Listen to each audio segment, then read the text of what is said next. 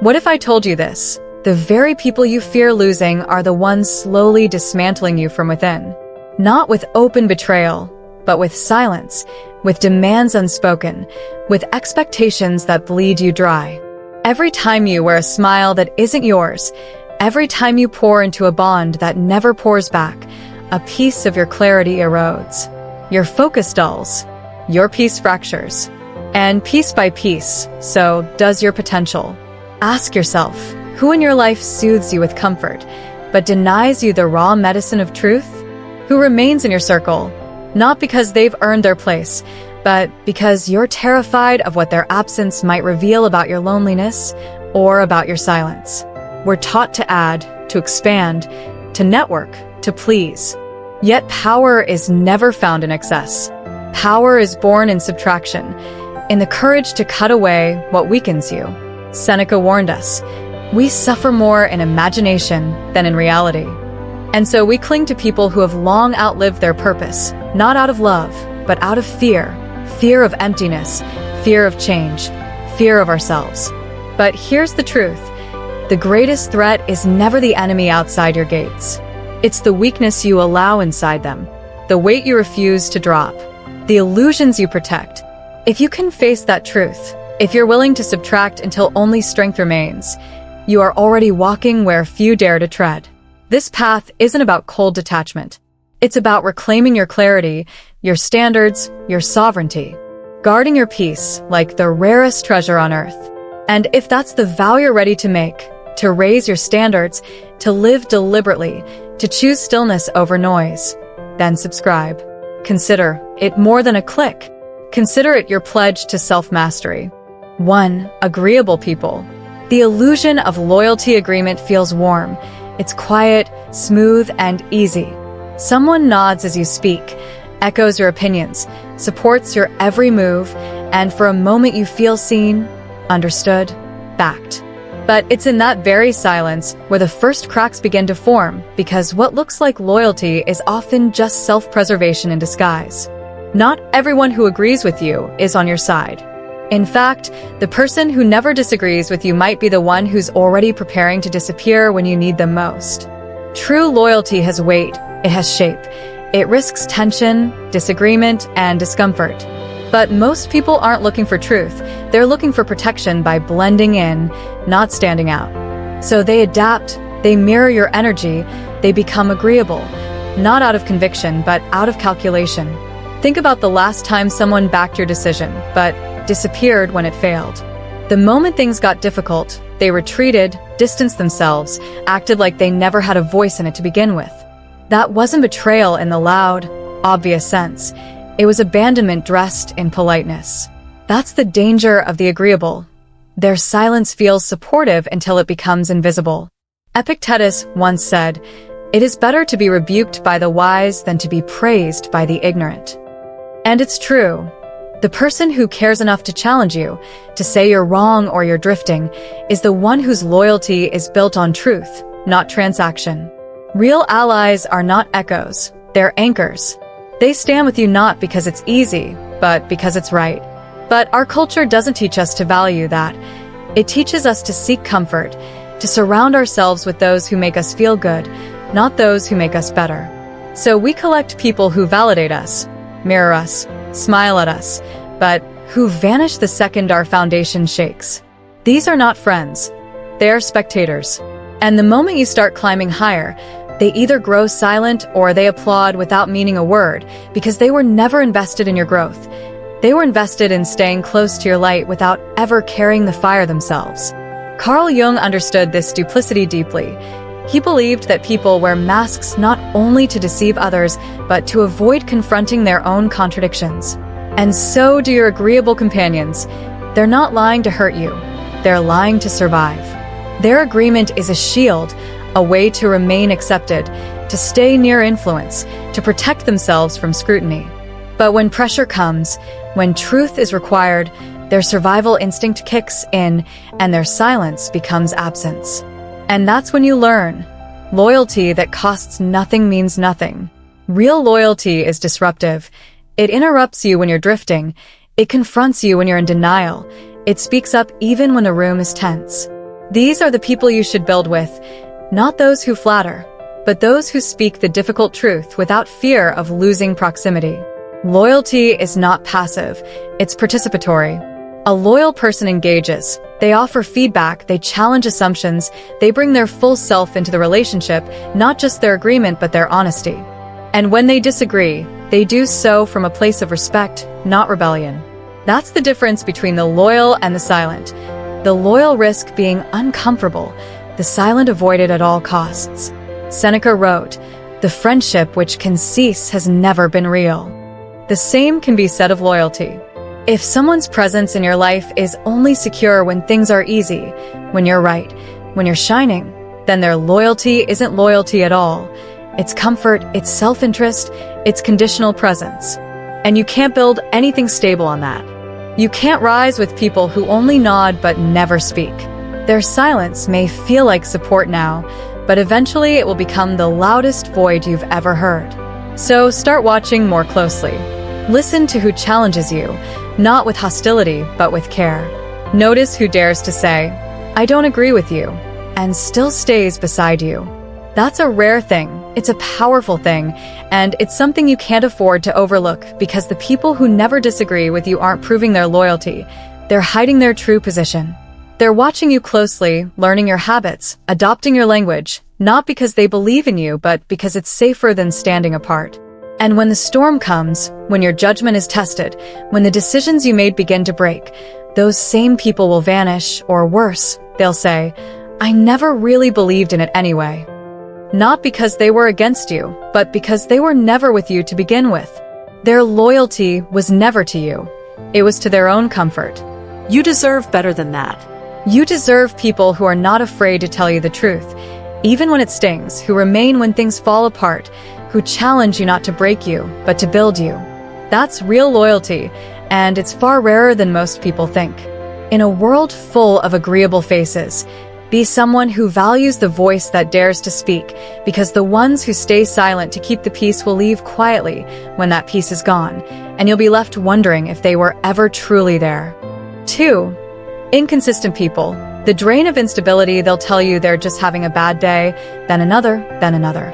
One moment they're bursting with ambition, full of dreams and declarations, and the next they're drowning in doubt, pulling you down with silent despair.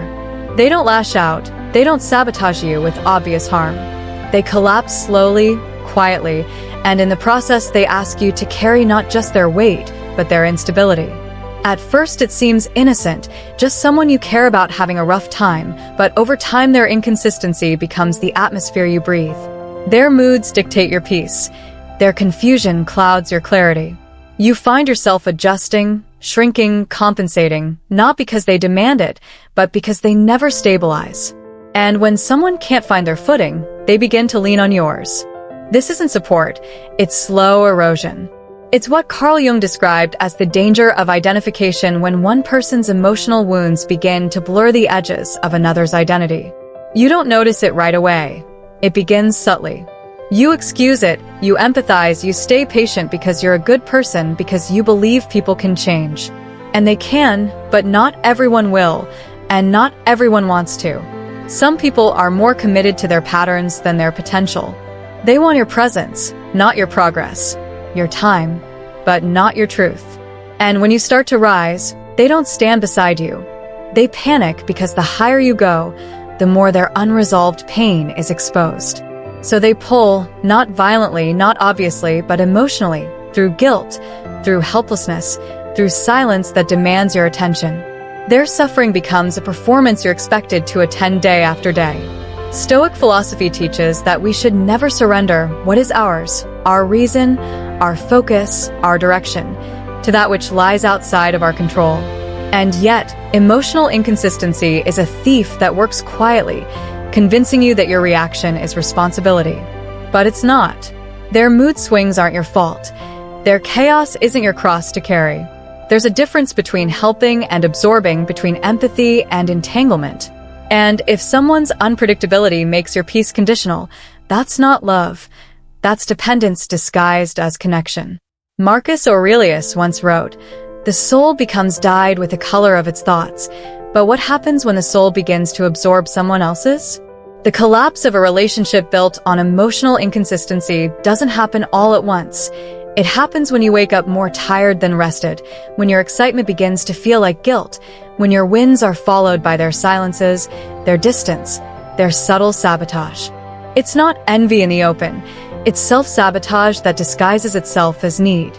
And if you're not careful, you'll start to feel responsible for carrying both lives, for fixing moods that were never yours to manage, for being the foundation of someone who refuses to stand on their own.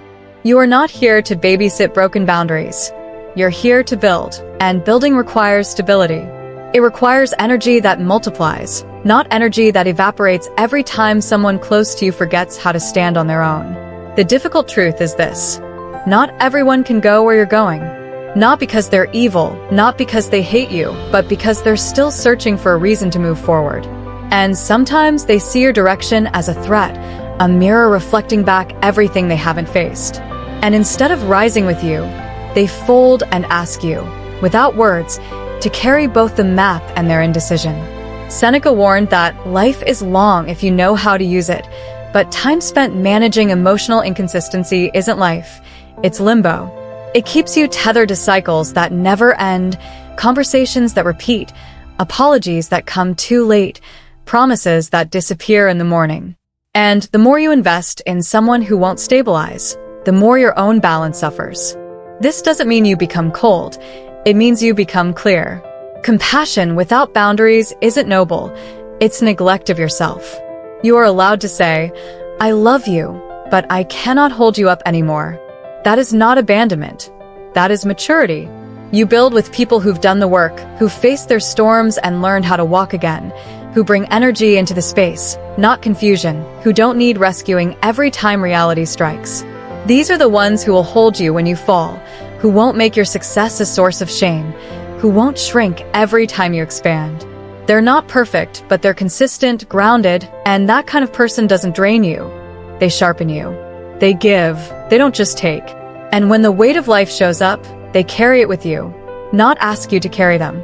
The people in your life either become your peace or your pressure.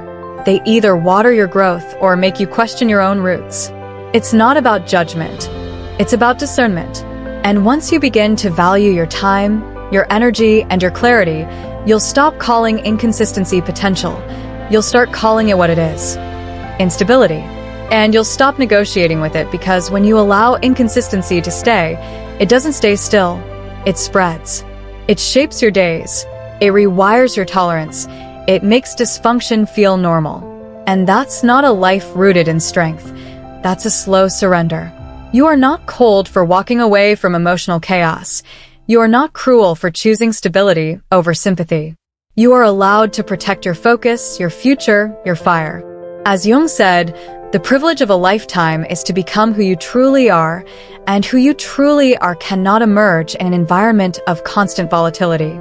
So if someone's presence is built on collapse, let them fall, not because you want them to fail, but because you refuse to follow. And that too is love, the kind that knows when to stay and when to let go.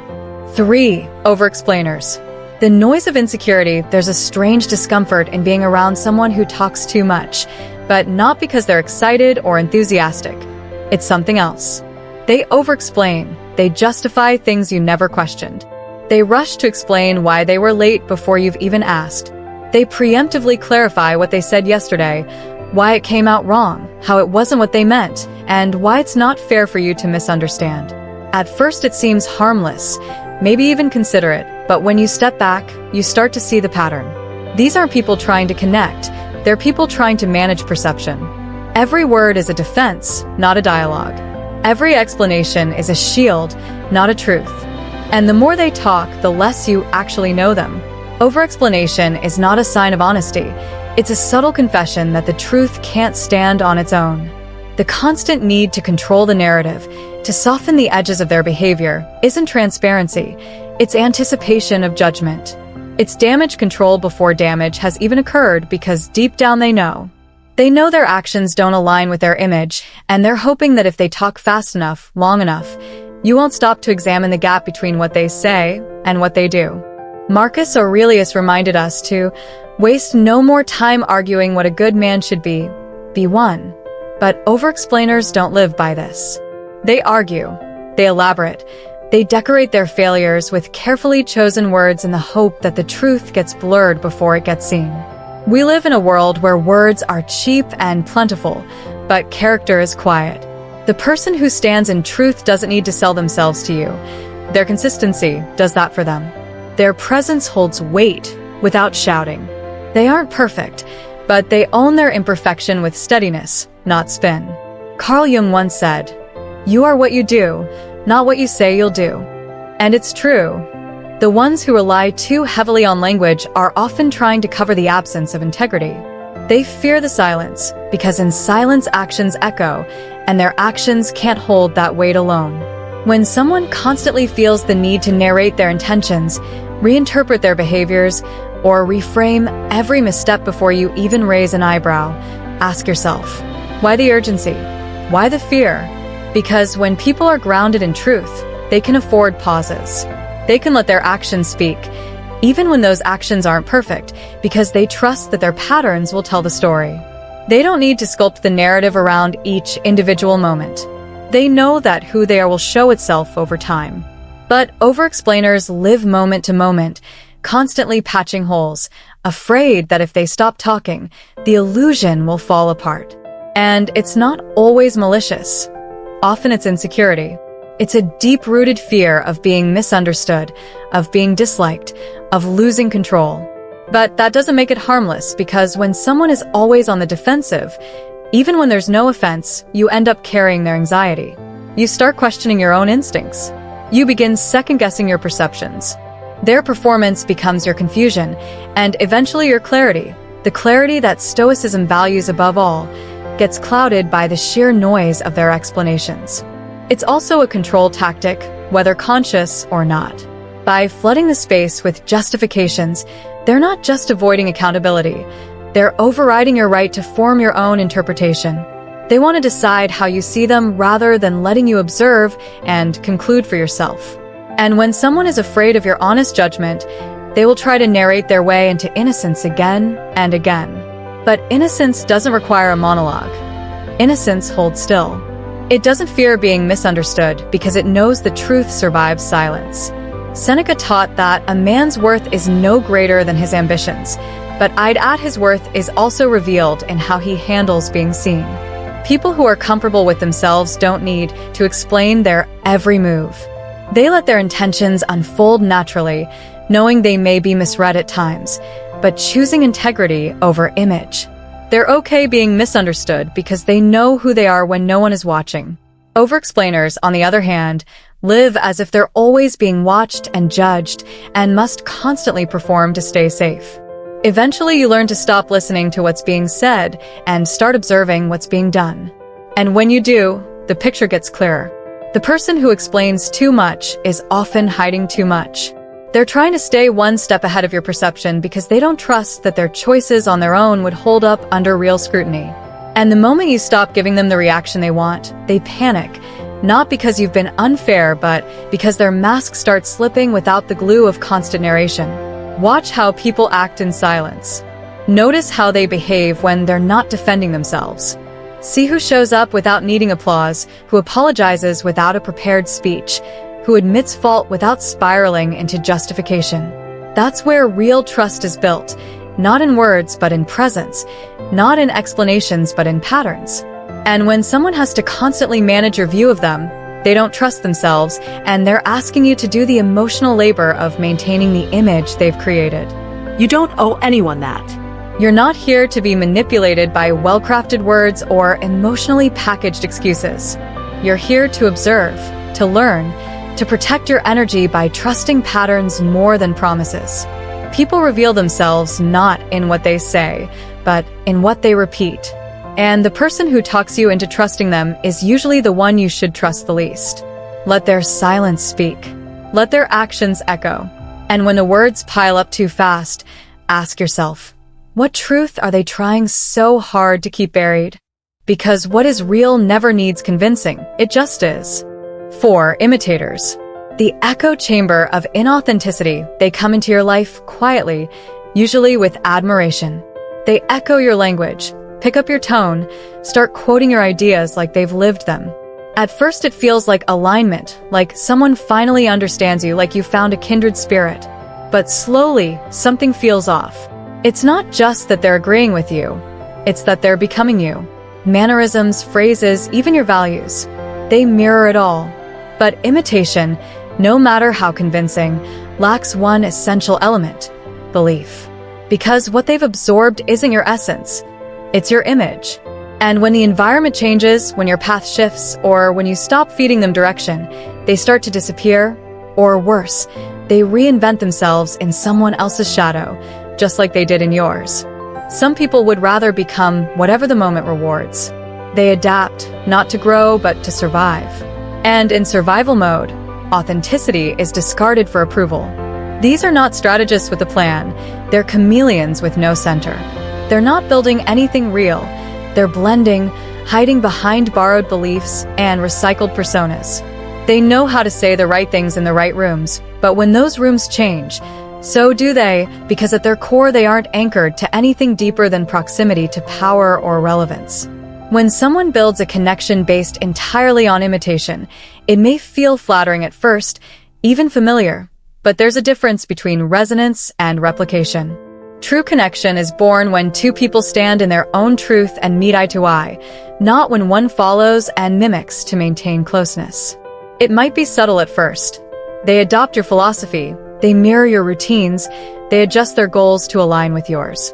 But the closer they get, the more you'll start to feel it, this uneasy sense that you're being followed, not joined. You'll notice that when you slow down, they slow down. When you shift course, they shift too, not out of shared vision, but out of fear of losing access. That's not loyalty. It's dependency in disguise. And this dependency is fragile. The moment you create distance or challenge them to stand on their own, the cracks show. They become confused, even resentful. They might lash out or ghost you altogether because their connection to you wasn't built on mutual respect. It was built on mimicry, and mimicry cannot survive without constant exposure to the source. Epictetus taught that it is impossible for a man to learn what he thinks he already knows. The chameleon already believes they've mastered your path because they've rehearsed it so well, but rehearsed wisdom isn't lived wisdom, and when life tests their imitation, it falls apart. This is why you must learn to separate those who walk with you from those who walk in your shadow.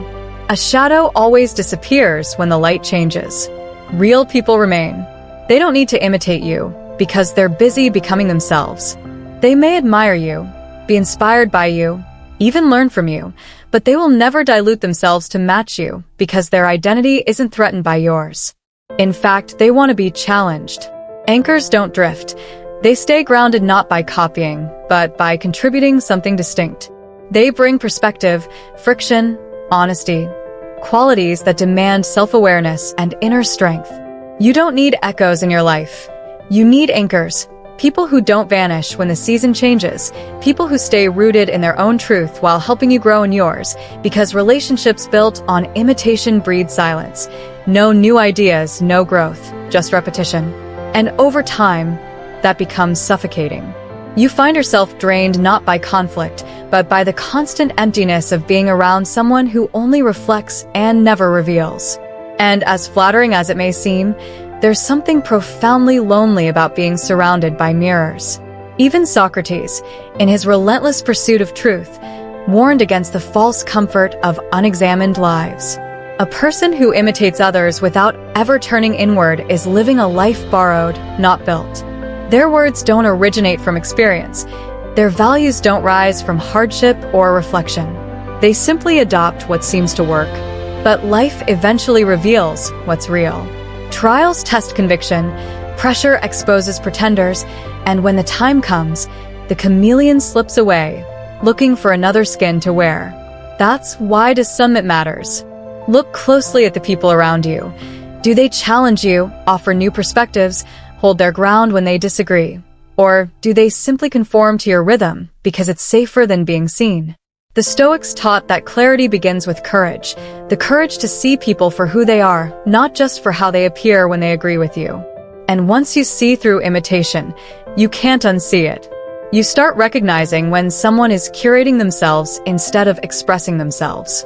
And in that moment, you have a choice. Continue nurturing a reflection or seek out real relationships. Let your circle be made of those who have roots, not masks, people who don't just blend in when it's convenient, but who stand firm when it's hard. Because if everyone around you is simply echoing your thoughts, your vision is being distorted. You're no longer evolving. You're being applauded by an audience that doesn't know the meaning of silence, let alone substance. Choose those who don't need to become you to respect you. Choose those who don't follow your path, but walk alongside you on their own. Because power doesn't come from being imitated. It comes from standing beside those strong enough to stand alone. 5. Fast trackers. The deception of rushed intimacy. Some people don't walk into your life, they rush in. From the very beginning, they open up fast, too fast. Within hours of knowing you, they're sharing the deepest parts of their past, exposing wounds that most people take years to speak about. They confess traumas, tell you secrets, and swear this connection is unlike anything they've ever felt. And at first you might mistake it for trust, for vulnerability, for something real. But it isn't, it's performance. It's a tactic disguised as truth because intimacy, when it's genuine, is never rushed. It unfolds slowly, quietly, authentically. What they're offering isn't intimacy, it's manufactured closeness, and it's not for your benefit. It's for control. This kind of emotional fast-tracking isn't about bonding. It's about anchoring you, about making you feel so emotionally entangled so early on that any attempt to create space later feels like abandonment. And when you do try to pull back, when your intuition tells you that something doesn't feel right, they don't react with grace. They remind you of how much they shared, how close you've become, how you must care because they were so open with you. But openness without boundaries is not vulnerability, it's manipulation. It's a carefully disguised way to force guilt into what should be freedom.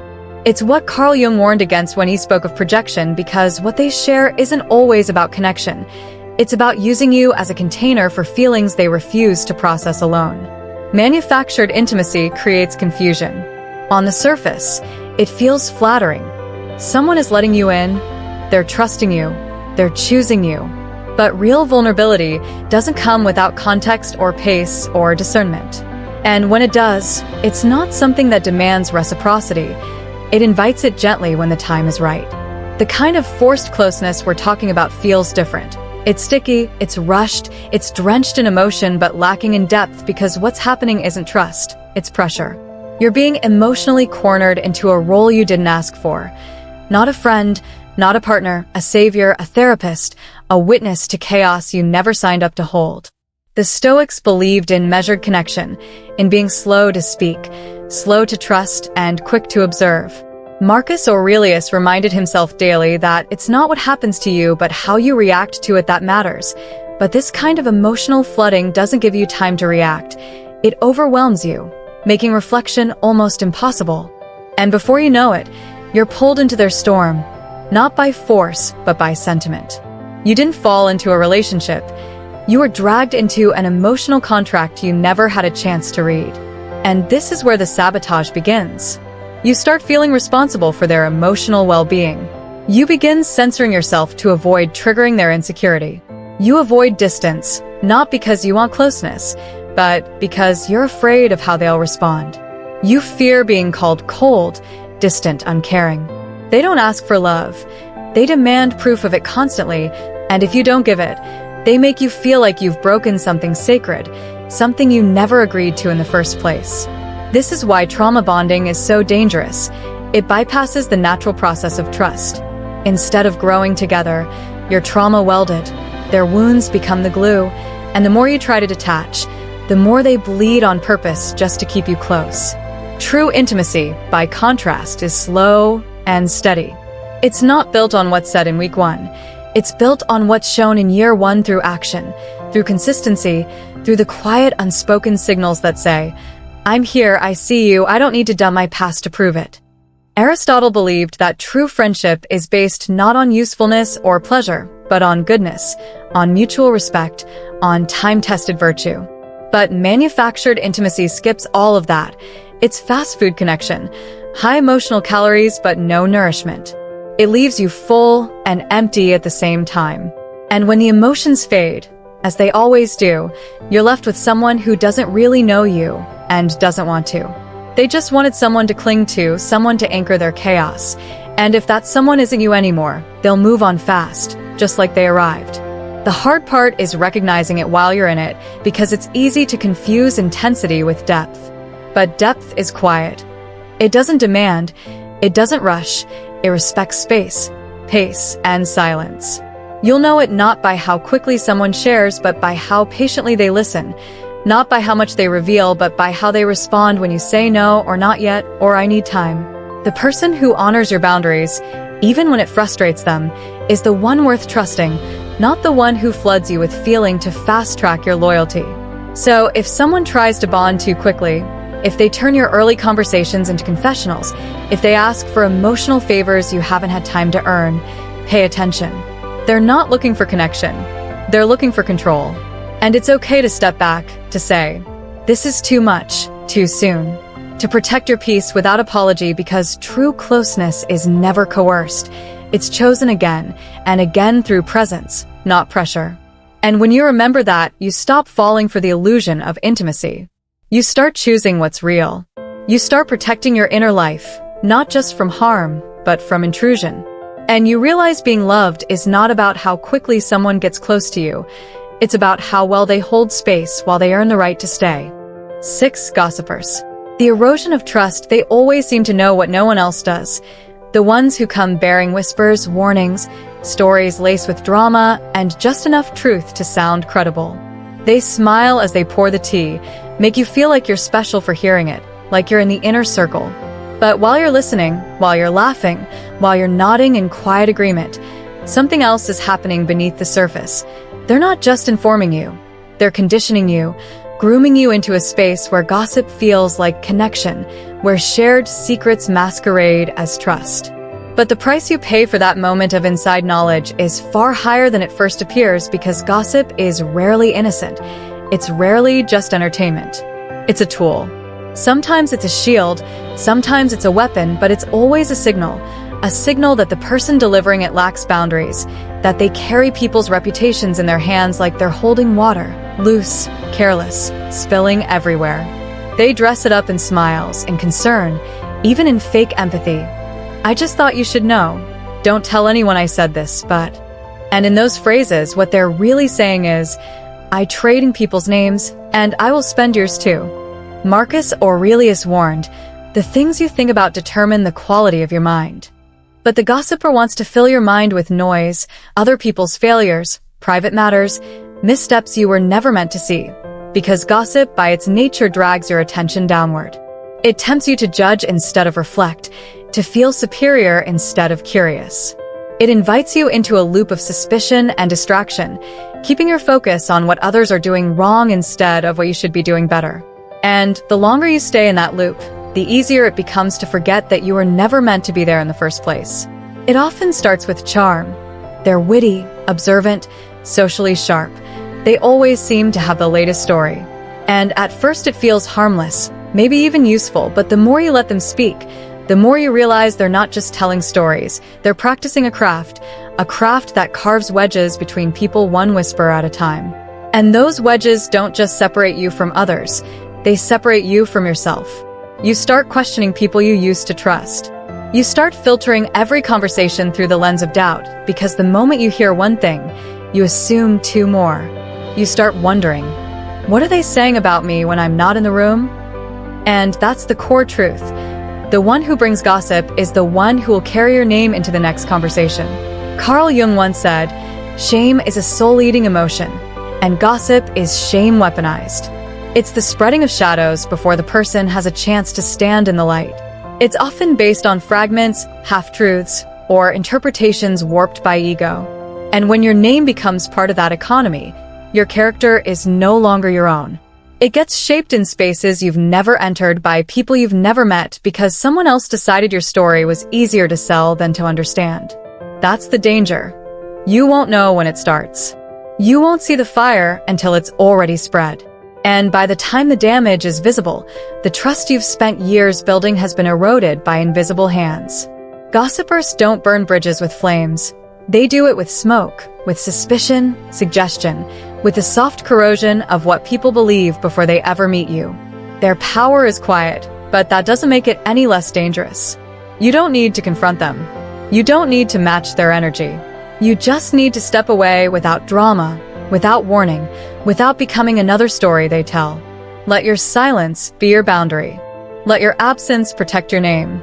Epictetus taught that we should never argue with fools because people watching may not be able to tell the difference. The same applies here. If you fight a gossiper, you step into their arena. You validate their method. But if you walk away, if you become unavailable to their narratives, you deny them the one thing they need most: access. And once you do, something powerful happens. Your life becomes cleaner, quieter, more yours. You stop carrying the weight of conversations that were never meant to happen. You stop wondering what other people think of you, because the people who matter will speak to you, not about you. You begin to realize that real relationships are built on discretion, on loyalty and silence, on respect when no one's watching. The ones worth keeping are the ones who protect your name like it's their own, not because you're perfect, but because they understand that everyone deserves the dignity of being known directly, not interpreted through someone else's mouth. Seneca said, "Associate with those who will make a better man of you." And gossipers by nature make you worse, not because they change your values, but because they distract you from them. They pull your attention into places of noise and ego and petty comparison when your life should be directed toward clarity, action, and stillness. The longer you sit at the table where other people's reputations are the main course, the more likely it is that your own will end up on the plate. You don't need to hate them. You don't need to expose them. You just need to refuse to be near them, because some people don't need to be confronted, they just need to be uninvited. And when you do that, you don't just protect your peace, you start raising the standards of the space around you. Your silence sends a message, your distance draws a line. And over time, the people who respect you will know exactly where you stand, not just by what you say, but by what you no longer allow. 7. The power of silence. Choosing freedom over reaction. Sometimes the most powerful thing you can say is nothing. Not because you're afraid, not because you don't have the words, but because you've already seen enough. You've watched the same pattern repeat again and again. Promises made, broken just as quickly, excuses rehearsed, apologies that sound more like strategies than sincerity. At some point, you stop needing more evidence. You just see it for what it is, a cycle, not a one-time mistake. And the truth is, once you truly see it, there's nothing left to explain, no confrontation to stage, no speech that will fix what they were never interested in preserving. We live in a culture obsessed with closure. We're told to write it all out, to share how we feel, to have the talk. But not every door needs to be slammed to be closed. Some are better left locked and untouched, sealed by quiet recognition, not noise. Because silence is not avoidance. It's precision. It's control. It's a decision to no longer give energy to what drains you. You don't need a dramatic goodbye. You don't need to unpack your healing journey for them to validate it. You're not obligated to justify growth to someone who is only comfortable with your smaller version. Power, real power, doesn't scream. It disappears. It becomes unreachable. And when you stop responding not just with words but with attention, they begin to feel it, not because you're punishing them, but because their influence collapses in your absence. What once felt significant starts to feel empty. And that's the consequence they never expected. People often mistake silence for weakness, but silence is the final boundary. It's what you offer when all other forms of respect have been exhausted. The louder they get, the quieter you become, not out of fear, but out of resolve. You've chosen not to let their noise penetrate your peace. That's not cruelty. That's discipline. Epictetus said, "If someone succeeds in provoking you, realize that your mind is complicit in the provocation." Silence is how you protect your mind from that trap. It's how you remind yourself that your energy is a privilege, not an entitlement. And what they feel is an abandonment. It's irrelevance. It's the realization that the person who used to respond, explain, defend, or react is simply no longer available. They don't get access to your emotions, not because you're spiteful, but because you've reclaimed them. The bond is not broken with force, but with stillness. And in that stillness, the weight shifts. They no longer shape your narrative. You do, not through resistance, but through removal. This is what most people misunderstand. They think healing means reconciliation, that letting go means writing letters, holding hands, forgiving loudly. But growth in its purest form often happens in the shadows, in silence. It happens when you stop asking for someone to treat you better and start treating yourself as someone worth protecting. When you stop proving your pain and start preserving your peace. Because at some point, the desire to be understood is replaced by the desire to be free. By pruning your space, not with rage, but with clarity. By letting go of those who dilute your values, not because you hate them, but because you've chosen to honor yourself. There's a quiet elegance in walking away without turning it into a performance. You don't need applause for protecting your peace. You don't need anyone to understand why you stopped showing up. The people who truly see you won't need an explanation, and the ones who demand one were never listening to begin with. When your silence becomes more powerful than your presence, that's when you know you've shifted. You're no longer negotiating for space. You've created it. You're no longer asking to be heard. You've found peace in not needing to be. And that is a kind of power no one can take because it comes from within, from the decision to no longer participate in what diminishes you. There will be moments where the urge to explain returns, when guilt creeps in, when you wonder if you should have said more, done more, given them one last chance. But remember this. If they cared about your voice, they wouldn't have waited until your silence. And if they only hear you when you've left, they were never listening in the first place. So let your absence be the closure. Let your quiet be the boundary. Don't fight to be seen by those who looked away when it mattered most. Power isn't in how loudly you leave. It's in how peacefully you refuse to stay. And once you've learned to speak with your silence, you'll never waste breath on the undeserving again. Some doors don't need to be slammed, just left behind. And sometimes the most powerful message you'll ever send is your silence. If this resonated with you, press the subscribe button. There's more waiting. Watch one of the videos on your screen to keep walking this path of clarity and strength.